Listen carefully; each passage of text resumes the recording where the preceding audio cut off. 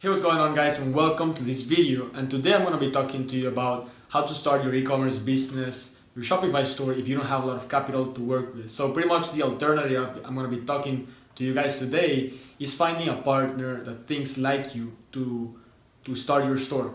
And the reason is because when you don't have a lot of capital, you only have like $100. Let's be honest, obviously this business doesn't have like startup costs like an offline business or physical business where you actually have to like rent an apartment or something like that.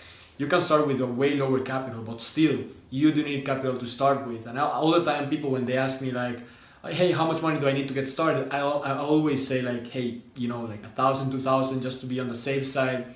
If you start with 100 and you don't get your first products, then you're gonna get unmotivated. It's like, oh, I lost all my money, which was $100. So I would suggest, if you don't have a lot of capital to start with, it's a good alternative to look for a partner. But when you look for a partner, you gotta look for someone that's very similar to you, that is a hustler like you and that has a strong mindset. Because many times when you just want to start a business and you don't have a lot of money, you just try to look for the first person your mind comes to because they have money. Okay, but when your partner doesn't have the same mindset as you and they don't think as just like you, and things go south, or you start testing and you don't get insane results like your partner was expecting, they can back out. And that's because they're not mentally prepared like you. They don't understand that to build this business you actually gotta test, and it's not like you just put a certain amount and you got a certain amount back. It doesn't work that way. Especially you gotta work with someone that understands that testing is key, and that not always things go the right way. Okay, so that's pretty much one thing I would suggest you do. I've seen a ton of people make partnerships. Some have horror stories, some have amazing stories where they start their own store together because they can put the capital together to build a store, and then they create their own stores by separate. Okay, so that money that they generated, they start their own stores, and the initial store they just keep dividing the profits. When I first started, I didn't have a lot of money to start with, so they gave me this option to have a partner. And the story didn't go that well, especially because I didn't knew this person like in real life. It was in another country, not gonna say any names or countries. It was in another country. I only knew the person online, but I was such a newbie. I didn't really knew anything about these topics about e-commerce. I was just like, okay, let's partner up with this guy. This guy has some money, and I'm just gonna fire up the ads. So turns out we started doing around $1,500 per day, almost $2,000 per day. And in the end, he just kept all the business because it was his accounts, his bank account and everything. I was left with nothing, but I just wanted to get out and do my own thing because he thought that I was like kind of copying what we were using, which was a complete lie. So, things went south for sure. And that's because I started working with a person that I didn't knew, okay? I didn't knew and I was not familiar with, and we had different mindsets from another country and everything. It was a mess. So I would suggest when you choose a partner, choose someone that's near your location, especially, if you can get it near your house, like physically near your house. Also someone has a very, very strong mindset, understands the business model, how it works, understands that in these initial phases, you're just testing.